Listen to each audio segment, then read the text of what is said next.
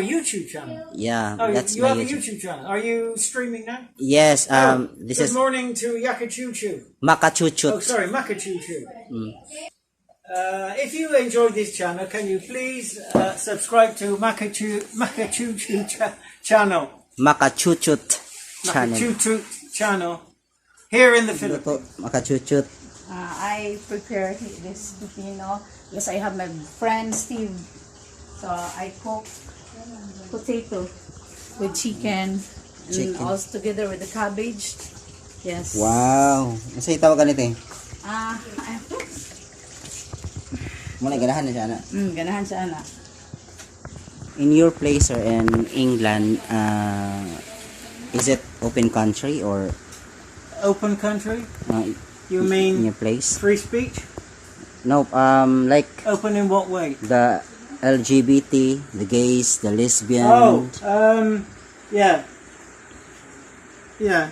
They can walk down the street and nobody will attack them. When I was a kid, when I was a teenager, it wasn't. They were always getting attacked in England. They couldn't be open. Just a minute. Is that okay? Charge? Yeah. Yeah. When I was a kid, no, they were getting attacked all the time. But now, the world being a much different place, they can walk down the street and, well, they probably will not get attacked. If they are, then the people who do the attacking will be in big trouble. Okay.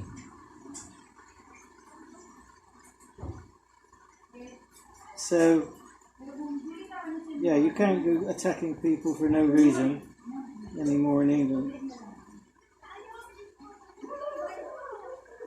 In your place, sir, here in Philippines, sir, what place you want to? Well, I think Philippines is through. very open, isn't it? I've never seen a country with so many gay people in it. Okay. Yeah. And Thailand. Philippines and Thailand very similar. Gays everywhere. Or, what do they call them? Transgenders. Everywhere. Thailand's the same as here. How about England? No. They're No. Not open like that. Usually, if you're that way inclined, people are not usually open with it. They usually stay in their home or stay in a club where other people are the same, right? They don't show it in public. Not usually they don't, because there are still people who don't like it, you know. So it is open, but people don't really show it. They still stay inside, right? Yeah. Yeah, if two gays want to walk down the street in England hand in hand, people will still look like that, like it's not normal. But you can't attack them, otherwise you get in trouble. But if their physical appearance is like that, it's okay.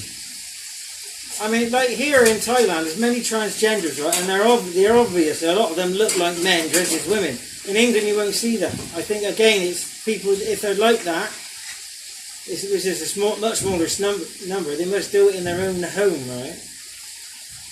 Whereas here it's very open. Thailand and Cambodia are very open. But in England, no, it's not open. People still have prejudice about a lot of things like that, you know? Is there more discrimination about the LGBT people there? The discrimination, is there? Yeah, there is.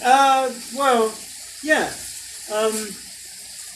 There's been stories like two gays have gone into a hotel and they've been refused.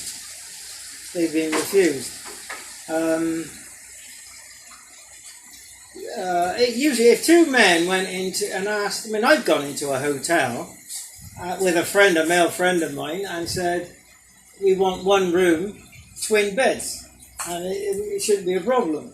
But if you go, two males go into a hotel and ask for a double bed, usually you probably get the room, but some hotels who are like more conservative will say no. Okay. So it depends on circumstances, you know, really. Well, yeah, England's still quite conservative in that way.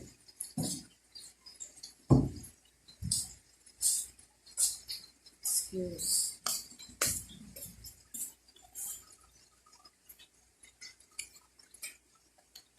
Well, I don't like it there. I haven't lived in England for 30 years. 32 years. Well, Hong Kong's more my home, but can't go back there. Can't get in.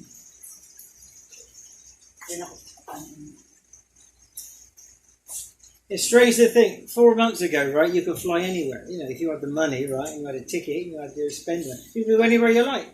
Now, can't go anywhere. The only place I can go now is England, because I was born there. Can't go anywhere else at the moment. Can't even go to Hong Kong, and I lived there for years. That's how bad it is now.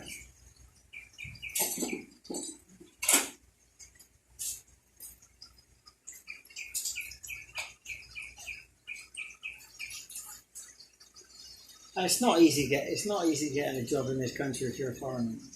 It isn't. I haven't seen many foreigners working in the Philippines. Here in the Philippines, sir, is... I've not seen many. Well, when I lived in a place before called Puerto Galera, right? It's on Mindoro.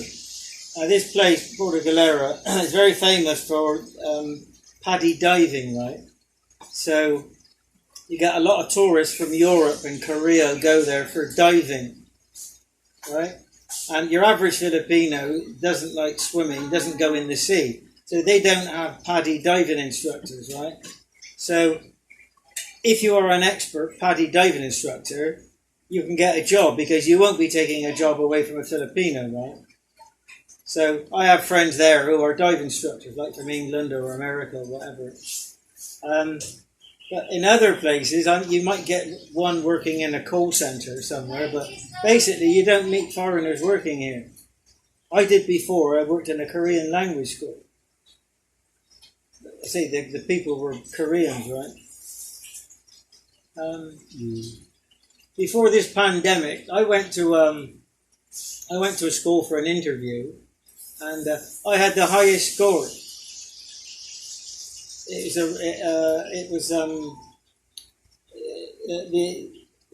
The test, the interview was done online, right? There's like 3-4 tests online. I had the highest score. He told me that, and I still didn't get the job. Now, why would that be? If I had the highest score, why would they not take me? I think some people here, especially in like an English language school, they don't like it if you can speak better English than the manager, right? So the person who was interviewing, right? You have a face-to-face interview, right, with a Filipino, right? Then you have then you do your tests, right, on the computer, right? So when we're doing the interview, usually say a woman who's 40 years of age, right, speaks English quite well. She's interviewing Filipinos to work in her language centre, right? So her English is always better than the people she's interviewing. Whereas in my case, 30 years experience teaching English, and English is my mother tongue. My English is better than hers. I don't think she liked that. I think she felt a bit intimidated. I think that's the reason why they didn't offer me that job. So for 5 years here in the Philippines, can you a little bit speak in Cebuano or Bisaya? No, because we've been living on Luzon until a year ago. We came here a year ago, me and my wife, because we were living in Luzon where they speak Tagalog, and baby was born, our daughter, and her parents who live up in the mountains where my wife is now, they're too scared to fly. They won't get on an airplane, right? So my wife asked me if I would be prepared to fly down here. Now, flying is not an issue with me. I've flown in airplane hundreds of times. What was an issue with me was that it's not safe.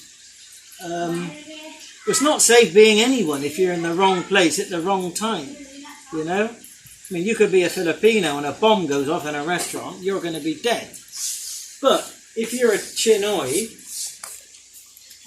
or white like me, then the chances are you could be kidnapped, right? So I said no for like 3 years. I'm not going to Davao. Even though I've been here before 6 years ago, I decided I'm not going again. Because there has been trouble here, right? Even in Davao, there's a bomb went off on a bus station a few years ago. There were 2 foreigners and their girlfriends kidnapped from Samal Island. Sulan, where we lived for 4 months, 2 bombs went off there. One a couple of years ago in a restaurant, killing Filipinos and several babies. And one went off in the Palenque, right? When I was there, not in the Palenque, I was in my wife's brother's house, but we were nearby. But in the end, I relented and said, okay, I'll go down to Mindanao. That was it 14, 15 months ago. We're supposed to stay here for 2 months, but we stayed here for 15 months. We haven't gone back to Luzon because my wife likes staying here with her parents, right? If she worked overseas for 6 years, so she wants to spend more time with her parents, right? So here in the Philippines, about 7 months ago, even though I have residency here, right, which is expensive, every year, if you have residency here, you're a foreigner, you have to pay an annual fee, right? It's like 315 pesos, right?